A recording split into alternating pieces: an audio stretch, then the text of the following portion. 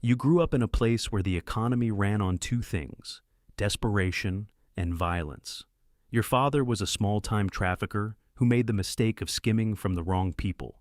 You were 14 when they found him in a ditch outside Mazatlan. Your mother took it quietly, the way women in your world do, with a closed mouth and a closed heart. By 16, you understood the fundamental rule. In this business, you don't get betrayed because you're weak. You get betrayed because you weren't ruthless enough to prevent it. So, you decided to be ruthless, absolutely ruthless. You started as a runner for a mid-level distributor named Hector Salazar. Hector was old school, brutal, but predictable. He ran his operation like a failing business because he was a failing businessman. Inefficient routes, sloppy accounting, dealers who skimmed without consequence. You watched him lose territory to a younger cartel from Sinaloa, and you realized something crucial. This wasn't about being mean. It was about being smart.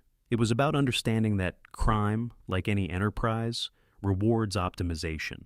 You could be the most violent man in Mexico, but if your supply chain was garbage, you'd still lose to someone half as cruel but twice as organized. So, you started making suggestions. Small things at first. A better distribution network, rotating dealers to prevent embezzlement, eliminating the middlemen who took cuts without adding value. Hector listened because you were right, and because you had the kind of quiet confidence that made people believe you'd already thought 3 moves ahead. Within 2 years, you'd tripled his territory. Within 3, you'd become indispensable. Within 4, Hector had a regrettable accident. A car crash, very tragic, very sudden.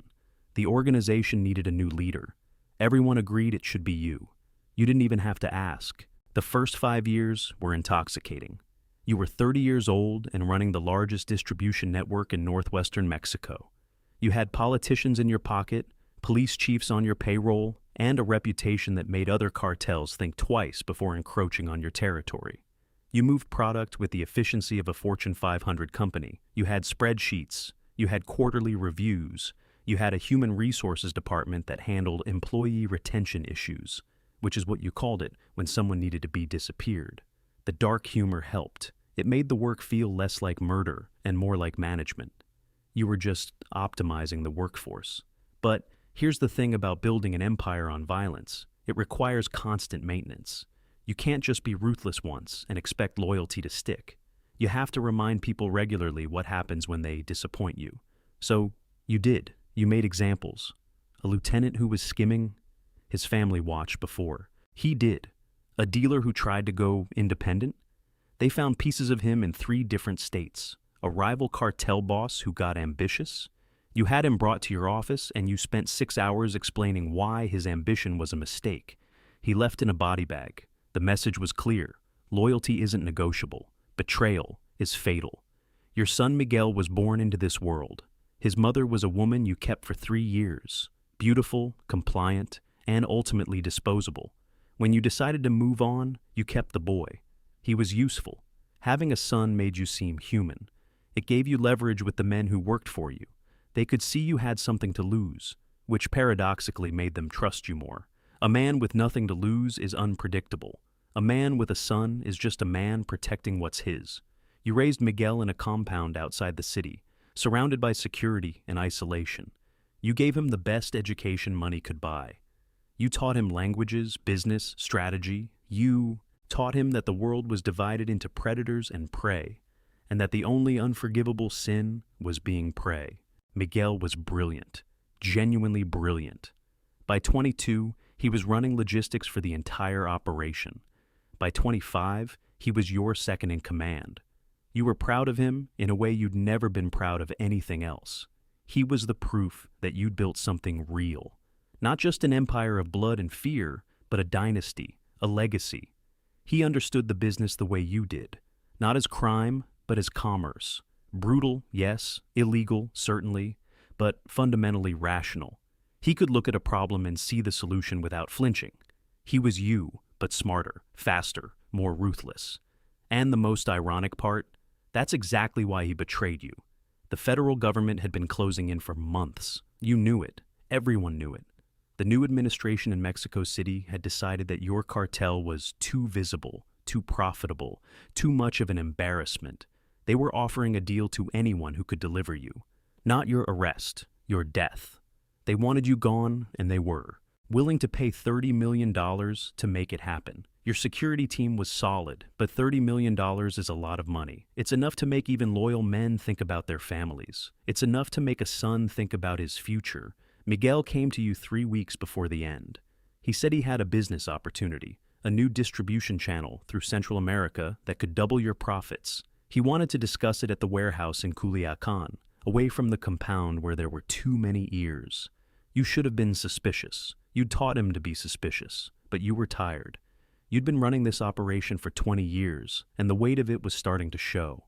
You were 53 years old, and you looked 70. Your hands shook sometimes. Your sleep was fractured.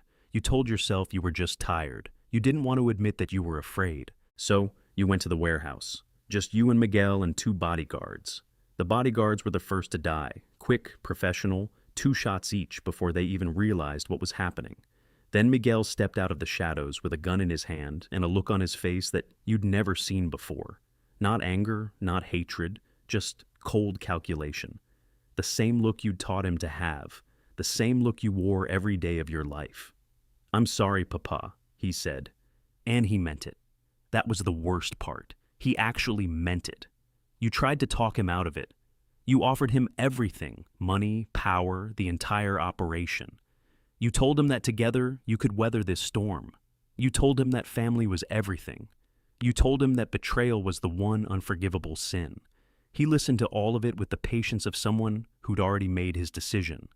Then he shot you in the stomach and watched you bleed. "The government doesn't want you dead," he said as you collapsed. "They want you alive. They want to make a deal with me. They want me to run the operation under their supervision. It's better this way, Papa. It's more efficient. No more violence, no more fear, just business." He paused, and for a moment you saw something flicker in his eyes. Doubt, maybe, or regret. "I learned from the best. The warehouse is quiet now, except for the sound of your breathing. Miguel is gone. The federal agents will be here soon. They'll arrest you, try you, and you'll spend the rest of your life in a cell. Or maybe they'll kill you anyway. It doesn't matter. The empire is gone. The dynasty is gone. Everything you built has been inherited by your own son, who understood the fundamental lesson you taught him better than you ever did. Loyalty is a luxury. Survival is the only currency that matters. You think about your father in that ditch outside Mazatlan. You think about how you swore you'd never be weak like he was. You think about how you built an entire criminal empire on the principle that ruthlessness was the only virtue that mattered. And now you're dying in a warehouse, betrayed by the one person you loved, and the joke is so perfect, so complete, that you almost laugh. Almost. Your son is going to run this operation now. He's going to be smarter than you were, more efficient, less sentimental. He's going to teach his own children the same lessons you taught him, that loyalty is negotiable, that family is just another asset, that the only unforgivable sin is weakness. And one day, one of them is going to walk into a room with a gun in their hand and a cold look in their eyes. And they're going to teach him what you taught them, that in this business, you don't get betrayed because you're weak. You get betrayed because you weren't ruthless enough to prevent it. The blood pools around you. The warehouse is silent. And somewhere in the city, your son is already making calls, already restructuring the operation, already becoming the man you always wanted him to be.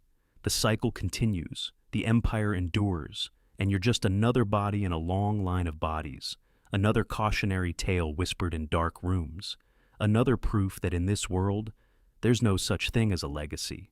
There's only the next generation, waiting for their turn to hold the gun. You're bleeding out in a warehouse in Culiacan, and the man holding the gun was your own son. The irony isn't lost on you. It never will be.